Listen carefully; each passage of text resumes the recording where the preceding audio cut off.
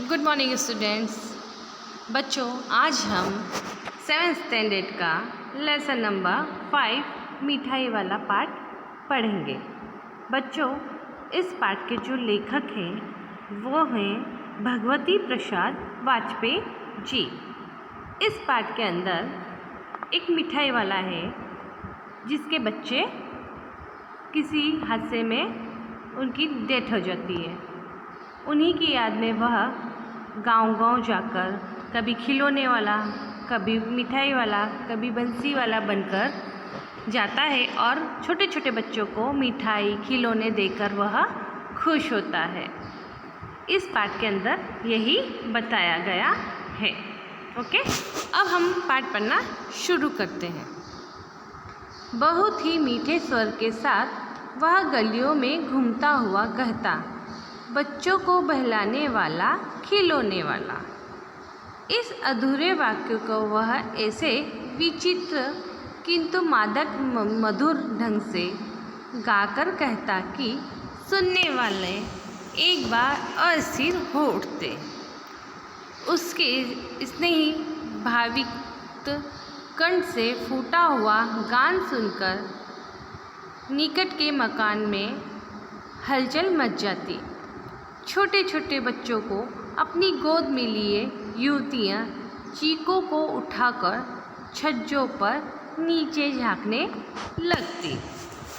गलियों और उनके अंतर्व्यापी छोटे छोटे उद्यानों में खेलते हुए इठलाते हुए बच्चों का झुंड उसे घेर लेता और तब वह खिलौने वाला वहीं बैठकर खिलौने की पेटी खोल देता।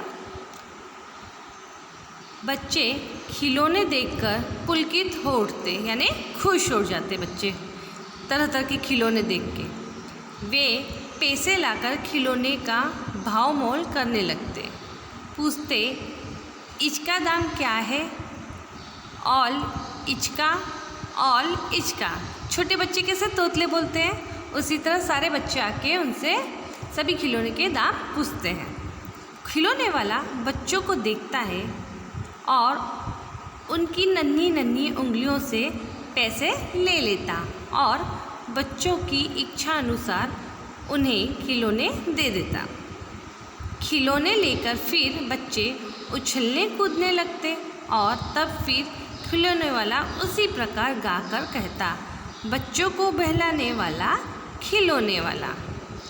सागर की हिलोरे की भांति उसका यह मादक गान गली भर के मकानों में इस ओर से उस ओर तक लहराता हुआ पहुंचता और खिलौने वाला आगे बढ़ जाता। राय विजय बहादुर के बच्चे भी एक दिन खिलौने लेकर घर आए। वे 2 बच्चे थे, चुन्नू और मुन्नू। चुन्नू जब खिलौने ले आया तो बोला, मेला घोला केछा छुंदल है। मुन्नू बोला, और देखो मेला केछा छुंदल है। दोनों बच्चे आपस में बात करते हैं। दोनों अपने हाथी घोड़े लेकर घर भर में उछलने लगे। इन बच्चों की माँ रोहिणी कुछ देर तक खड़े खड़े उनका खेल निरखती रही। अंत में दोनों बच्चों को बुलाकर उसने पूछा, अरे ओ चुन्नू मुन्नू, ये खिलौने तुमने कितने में लिए हैं? मुन्नू बोला, 2 पैसे में। खिलौने वाला दे गया ए। रोहिणी सोचने लगी, इतने सस्ते कैसे दे गया, कैसे दे गया? रोहिणी क्या करने लगी, सोचने लगी कि खिलौने तो महंगे होते हैं और इसने इतने सस्ते खिलौने बच्चों को कैसे दे दिए। यह तो वही जाने, लेकिन दे तो गया ही है, इतना तो निश्चय है। एक जरा सी बात ठहरी। रोहिणी अपने काम में लग गई। फिर कभी उसे इस पर विचार करने की आवश्यकता भी भला क्यों पड़ती। 6 महीने बाद नगर भर में 2-4 दिनों से एक मुरली वाले के आने का समाचार फैल गया। लोग कहने लगे, भाई वाह, मुरली बजाने में वह एक ही उस्ताद है। मुरली बजाकर, गाना गाकर वह मुरली बेचता भी है, सो भी 2-2 पैसे में। भला इसमें उसे क्या मिलता होगा? मेहनत भी तो न आती होगी। एक व्यक्ति ने पूछ लिया, कैसा है वह मुरली वाला? मैंने तो उसे नहीं देखा। पहले वो मिठाई वाला मिठाई बेचने आया है ना, और फिर 6 महीने के बाद वही मिठाई वाला अब मुरली बेचने आया। एक व्यक्ति ने पूछ लिया, कैसा है वह मुरली वाला? मैंने तो उसे नहीं देखा। उत्तर मिला, उम्र तो उसकी अभी अधिक ना होगी, यही 30-32 का होगा। दुबला पतला गोरा युवक है, बीकानेरी रंगीन साफा बांधता है। वही तो नहीं जो पहले खिलौने बेचा करता था? क्या वह पहले खिलौने भी बेचा करता था?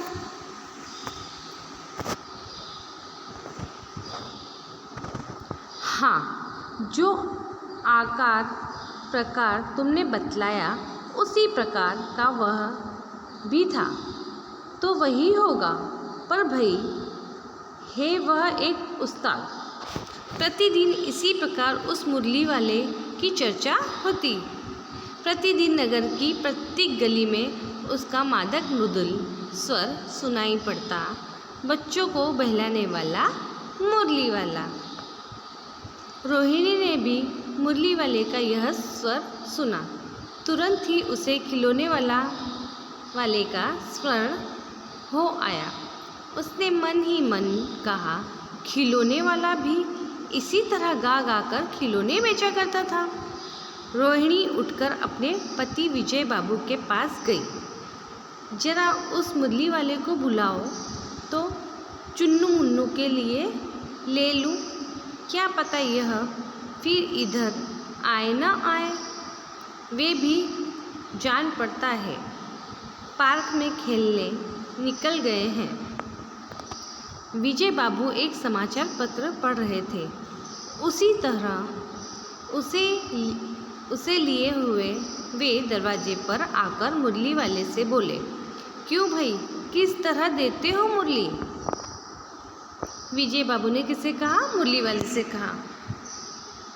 किसी की टोपी गली में गिर पड़ी, किसी का जूता पार्क में ही छूट गया और किसी की सोंदनी पाजामा ही ढीली होकर लटक आई है। इस तरह दौड़ते हाँफते बच्चों का झुंड आ पहुंचा। एक स्वर से सब बोल उठे, अम्बी लेंदे मुरली, ऑल अम्बी लेंदे मुरली। बच्चे क्या तोतली बोली में बोलने लगे, अम्बी लेंदे मुरली, अम्बी लेंदे मुरली। मुरली वाला हर्ष गदगद हो उठा, बोला, सबको देंगे भैया, लेकिन जरा रुको, ठहरो, एक एक को देने दो। अभी इतनी जल्दी हम कहीं लौट थोड़े ही जाएंगे। बेचने तो आए ही हैं, और है भी इस समय मेरे पास 1-2 नहीं, पूरी 57। हाँ बाबूजी, क्या पूछा था आपने? कितने में दी? दी तो वैसे 3-3 पैसे के हिसाब से है, पर आपको 2-2 पैसे में ही दे दूंगा। मुरली वाले ने किससे कहा? विजय बाबू से। विजय बाबू भीतर बाहर दोनों रूपों में मुस्कुरा दिए। मन ही मन कहने लगे, कैसा है, देता तो सबको इसी भाव से है, पर मुझ पर उल्टा एहसान लाद रहा है। फिर बोले, तुम लोगों की झूठ बोलने की आदत होती है। देते होंगे सभी को 2-2 पैसे में, पर एहसान का बोझ मेरे ही ऊपर लाद रहे हो। मुरली वाला एकदम अप्रतिभ हो उठा, बोला, आपको क्या पता बाबूजी कि इतनी असली लागत क्या है? यह तो ग्राहक का दस्तूर होता है कि दुकानदार चाहे हानि उठाकर चीज़ क्यों ना बेचे, पर ग्राहक यही समझते हैं दुकानदार मुझे लूट रहा है। आप भला काहे को विश्वास करेंगे? लेकिन सच पूछिए तो बाबूजी, असली दाम तो 2 ही पैसे हैं।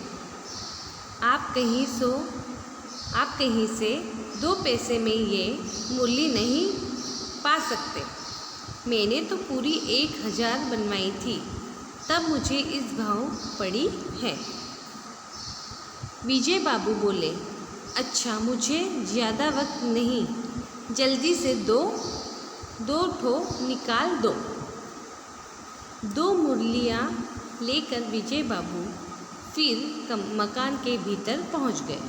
मुरली वाला देर तक उन बच्चों के झुंड में मुरलियाँ बेचता रहा। उसके पास कई रंग की मुरलियाँ थीं। बच्चे जो रंग पसंद करते, मुरली वाला उसी रंग की मुरली निकाल देता। यह बड़ी अच्छी मुरली है, तुम यही ले लो बाबू। राजा बाबू, तुम्हारे लायक तो बस यही है। हाँ भैया, तुमको वही देंगे, ये लो। तुम वैसी न चाहिए ना?